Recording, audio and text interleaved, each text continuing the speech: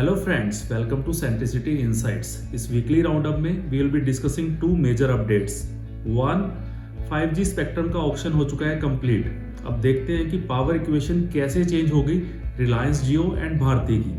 And second news from the startup world, क्या सच में स्टार्टअप वर्ल्ड का फंडिंग बहुत ड्राई अप हो चुका है? Are they struggling? Let's find out. So friends, इस वीक का सबसे बड़ा स्टोरी था 5G स्पेक्ट्रम का ऑक्शन कंक्लूड होना.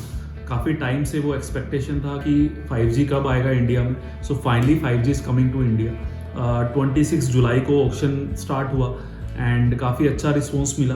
Government will get around 1.5 lakh crore in this auction 5G spectrum के ऑक्शन में, जो कि 4G से ऑलमोस्ट डबल है ये अमाउंट. एंड 3G से जो कि 2010 में आया था, ऑक्शन हुआ था, सो उससे ऑलमोस्ट 3 गुना पे ये बिडिंग हुआ है. सो एज यूजुअल हमें पता था कि कौन से मेजर प्लेयर हैं. After intense competition in last 5 to 10 years, खाली 3 प्लेयर जो मेजर प्लेयर हैं टेलीकॉम में आज की डेट में: Reliance Jio, Bharti Airtel, Vodafone and the new player is Adani. हालांकि उन्होंने अपने प्राइवेट पर्पस के लिए, प्राइवेट यूज़ के लिए ऑक्शन किया. काफ़ी मैन्यूट अमाउंट रहा उनका as compare to Reliance, Bharti and Vodafone. But फिर भी डिस्कस करेंगे कि अदानी का क्या स्ट्रैटेजी था, why they invested into 5G spectrum auction. And इस डिस्कशन में, इस एपिसोड में वी विल डिस्कस कि क्या 5G एक्चुअली गेम चेंजर है for operators, for Indian consumer, for infra players. And also we will discuss कि power equation कैसे change हो रहा है. भारती जो कि एक मार्केट लीडर था काफ़ी सालों से टेलीकॉम में, after that Reliance came and disrupted the industry. Vodafone और आइडिया को काफ़ी पीछे जाना पड़ा अपनी मार्केट शेयर की टैली में.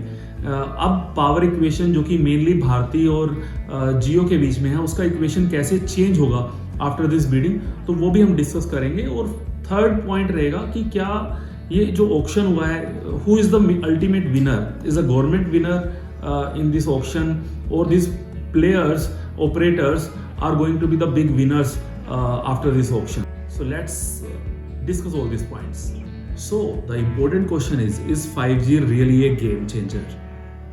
Before that हमें ये समझना होगा कि हमारी कंट्री का सिचुएशन क्या है. So we are among the top 5 largest economies of the world.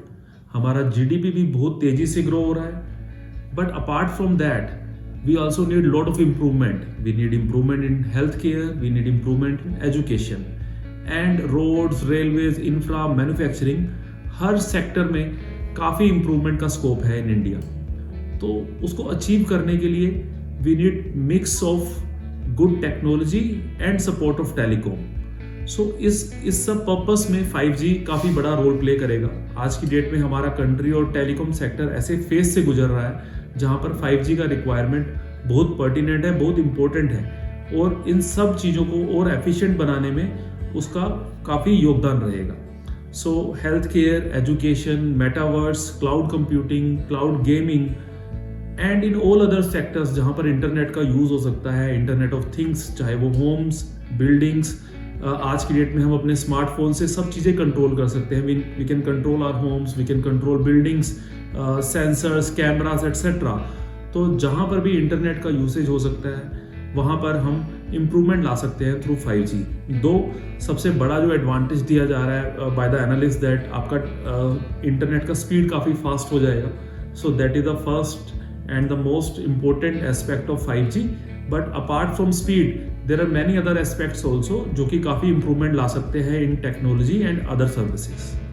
चलिए देखते हैं कि इस ऑक्शन के मेन फीचर्स क्या हैं. सो इस ऑक्शन में अराउंड 72 गीगाहर्ट्ज के लिए ऑक्शन किया गया था. आउट ऑफ दैट 51.2 गीगाहर्ट्ज का सेलिंग हो गया. तो it means it is close to 71%. तो यहाँ पर गीगाहर्ट्ज का मतलब है 1000 मेगाहर्ट्ज. तो आप इसको 72 गीगाहर्ट्ज को 72,000 मेगाहर्ट्ज भी बोल सकते हैं. तो इससे जो अमाउंट आने वाला है गवर्नमेंट को, that is around 1.5 lakh crore. Out of that 1.5 lakh crore, around 13,000 crore will be the first annual instalment. हालांकि उसके बाद जिन भी कंपनीज ने बिडिंग किया है, वो अपार्ट फ्रॉम दोज 13,000 करोड़ वो उसको एनुअल इंस्टॉलमेंट में दे सकते हैं. बट वहाँ पर इंटरेस्ट जो होगा वो 7.5% होगा. सो ऑब्वियसली जिन कंपनीज का cost of capital is less than 7.5%, वो थोड़ा अपफ्रंट अमाउंट ज़्यादा देंगे. काफ़ी एनालिस्ट ने पहले ही प्रिडिक्ट कर दिया था दैट जियो का जो एग्रेसिव बिडिंग हुआ वो काफ़ी कम्पिटिटिव एज ला सकता है आगे in the future. Same happened in this auction also. हालांकि भारती भी पीछे नहीं था। अगर मैं एक सिंगल बैंड निकाल दूं जिसमें रिलायंस जियो का खाली बिडिंग था लेकिन भारती का नहीं था, लाइक 700 बैंड जहां पर जियो ने पार्टिसिपेट किया लेकिन भारती ने पार्टिसिपेट नहीं किया, जहां पे जियो ने 39,000 करोड़ स्पेंड किया आउट ऑफ 88,000 करोड़। तो अगर आप उसको हटा देते हैं तो Bharti was also in line with Jio. So दोनों का स्ट्रेटजी बहुत डिफरेंट था। Jio spent 88,000 crore in this bidding, whereas Bharti spent around 43,000 crore in this auction. Jio का जो participation था, it was in the band 700 megahertz, 1800 megahertz, 3300 megahertz and 26 gigahertz. Same way, Bharti ने भी almost सभी bands में participate किया except 700 megahertz band, but they participated into 900 megahertz. So why यहाँ पर मैं 700 को काफ़ी emphasis दे रहा हूँ 700 megahertz पे, so because that was the only factor जिसमें इनकी bidding में एक strategic एक allocation दिखा रहा है। तो हम इसको इस तरीके से समझते हैं, 700 जो मेगाहर्ट्ज है, it tells you the radio frequency as you go upside, like from 700 to 900 to 1800 or 3300, आपका रेडियो फ्रीक्वेंसी बढ़ जाता है, आपका इंटरनेट स्पीड बहुत फास्ट हो जाता है, बट आपका कवरेज ऑफ द इंटरनेट बहुत कम हो जाता है। सो यहाँ पे रिलायंस ने फोकस किया है for the wider reach, they have played a different strategy. तो 700 मेगाहर्ट्ज में क्या होता है, आपका स्पीड उतना भी फास्ट नहीं होता लेकिन कवरेज बहुत बड़ा होता है, like from one tower you can go towards 88 to 9 kilometres and it can cover that area. But जो दूसरे मेगाहर्ट्ज, चाहे वो 1800 और 3300 मेगाहर्ट्ज है, जहाँ पे रिलायंस भारती ने एग्रेसिव बिडिंग और वहाँ पे स्पेक्ट्रम को बाय किया, तो उनका एक ऑब्जेक्टिव ये भी हो सकता है कि they are already into 2G technology, 3G technology, 4G technology, where as Reliance was already and only into 4G technology. So वहाँ पर काफ़ी जगह पर भारती का ऑलरेडी स्पेक्ट्रम था, उसको और इम्प्रोवाइज करना था, वहाँ पे कंजेशन था, so they wanted more spectrum in those areas, but they needed higher frequency. या फिर आप ये भी कह सकते हैं कि रिलायंस का ऑब्जेक्टिव थोड़ा वाइडर रीच था, थोड़ा इंक्लूसिवनेस था, जहाँ पर वो वाइड रीच तक पहुँचना चाहते हैं, लास्ट माइल तक पहुँचना चाहते हैं इंडिया के, but Bharti wants to play on the quality of internet. So that both the players अपने अपने स्ट्रॉन्ग पॉइंट्स के ऊपर they want to play going forward in this big power tussle in the telecom sector. So वो भी जो 19,000 crore Vodafone ने invest किया है वो काफ़ी अपर बैंड जोन में ही है। उन्होंने भी वाइड रेंज को प्रेफरेंस नहीं दी है यहाँ पर। मोस्ट प्रोबेबली उन्होंने जो एग्जिस्टिंग स्पेक्ट्रम थे, एग्जिस्टिंग एरियाज थे जहाँ पे हाई डेंसिटी है, जहाँ पे वोडाफोन का ऑलरेडी नेटवर्क है, इसको और इम्प्रोवाइज करने के लिए they both the spectrum in those zone. So already Vodafone is marginalised, काफ़ी उनका मार्केट शेयर कंटिन्यूसली गिरता जा रहा है। जो मेन टसल है, जो मेन फाइट रहेगा, that is a duopoly between Bharti and Reliance. Both the players are fighting very smartly here and they know way to spend money. उन दोनों को अपने अपने स्ट्रॉन्ग पॉइंट्स पता है। एक बड़ा इंटरेस्टिंग इनसाइट्स जो है यहाँ पे, क्योंकि रिलायंस जियो के पास कोई पुराना बैगेज ऑफ डेट नहीं था। They have got the debt of around 78,000 crore, whereas Bharti has a debt of around 1,60,000 crore. So Bharti का जो डेट है वो ऑलमोस्ट डबल है जियो से, क्योंकि भारती पहले भी 2G 3G स्पेक्ट्रम पे अच्छा खासा इन्वेस्टमेंट कर चुका है। सो ऑब्वियसली द जियो के पास to spend more money, they had got more room to for the further investment. Jio Bharti के पास वैसा एक फ्रीडम नहीं था to invest much more. And in this segment जो आपका रीपेमेंट फ्रॉम द इन्वेस्टर्स है वो जल्दी नहीं आता है। It takes lot of years. Slowly adoption बड़ा इतना फास्ट नहीं होगा 5G का, क्योंकि प्राइस को बड़ा स्ट्रेटेजिकली प्लेस करना पड़ेगा।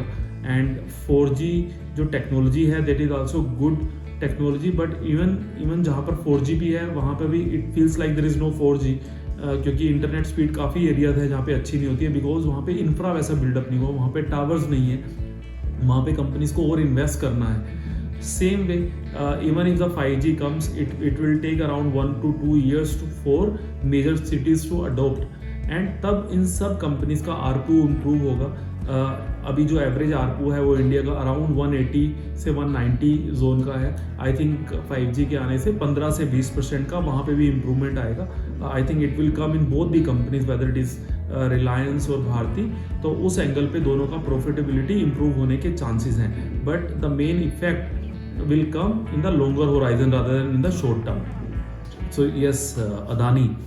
So Adani is a big conglomerate. जब अदानी ने अनाउंस किया that they will also participate in the 5G spectrum auction, so everybody was surprised कि already उसमें दो दिग्गज प्लेयर हैं, भारती है, रिलायंस है। Bharti is quite big. I mean, आप उसको रिलायंस से भी छोटा मत समझिए इस सेगमेंट में, बिकॉज इस सेगमेंट में जो महारत हासिल की है भारती ने, दैट इज़ अनबिलीवेबल। एंड इस सेगमेंट में जहाँ पर ऑलरेडी 2 बिगीज आर देयर, उस सेगमेंट में अदानी का आना it was not expected and everybody was surprised, but before auction started, even Gautam Adani told that we are not going to enter into a retail segment. हम mainly Indian consumer segment में enter नहीं करना चाहते। They wanted for their private consumption, and this is what they did actually in the auction. उन्होंने खाली 26 gigahertz में ही participation किया in 6 states, and they got only for their enterprise solutions. They are not going for consumer segment. So there is no competition of Jio, Bharti with direct to consumer with Adani.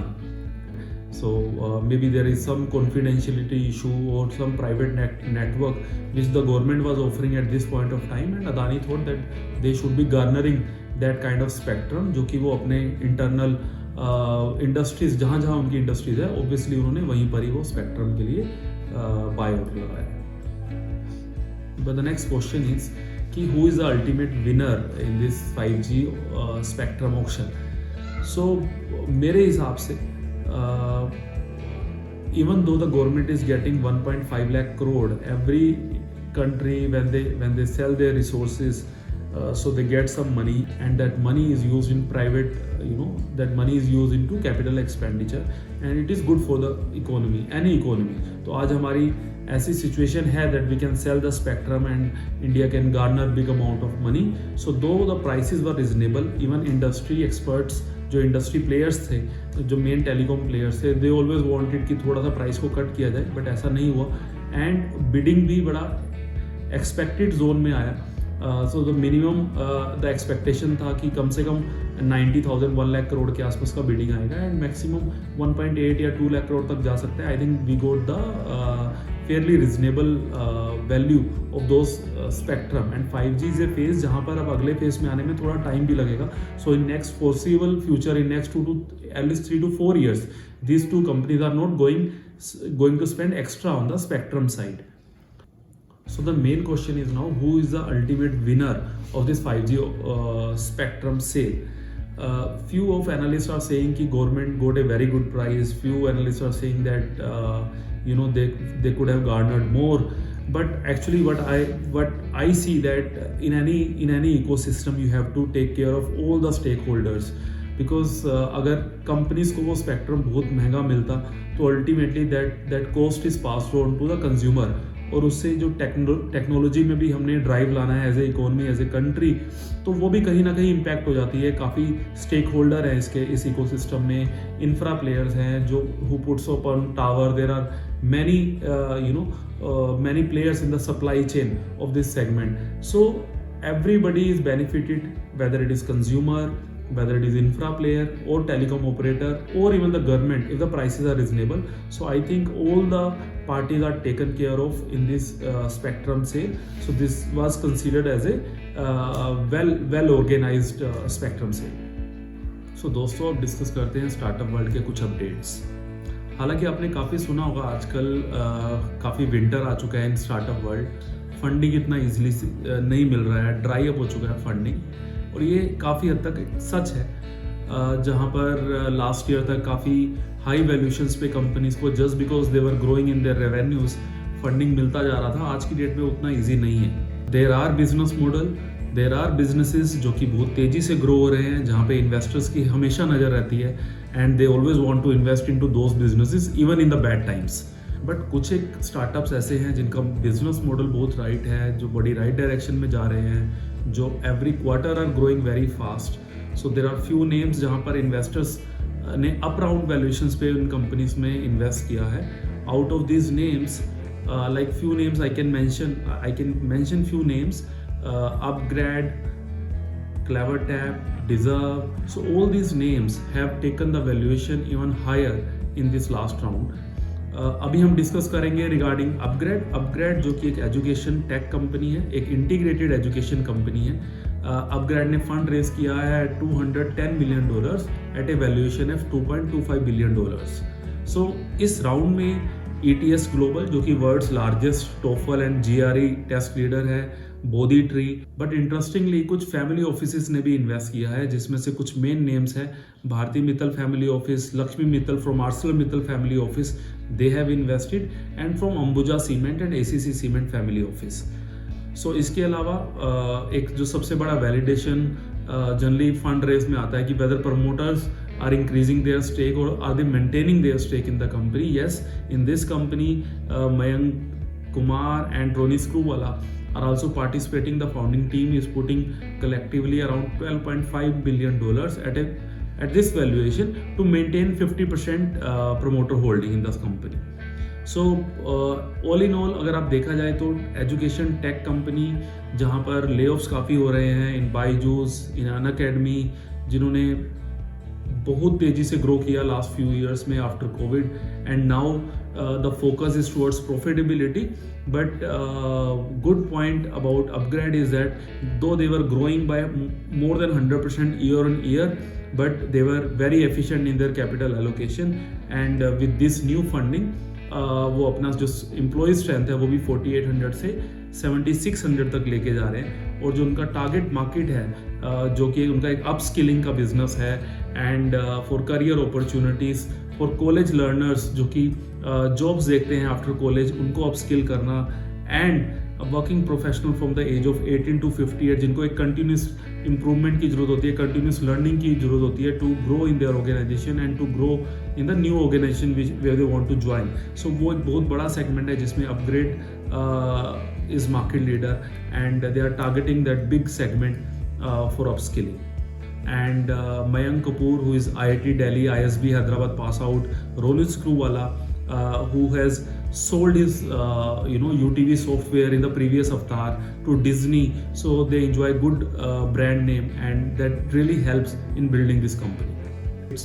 So ये थे इस week के कुछ main updates जहाँ पर upGrad is backing the trend this winter season of funding में up round किया है अपग्रेड ने, and that is also at almost double valuation from the previous round, and 5G spectrum sale where the government was expecting around 1 lakh crore, they gained around 1.50 lakh crore. So all the news have been sentimentally positive for the Indian economy. So आज के लिए इतना ही. Please share your feedback in the comment box. Thank you very much.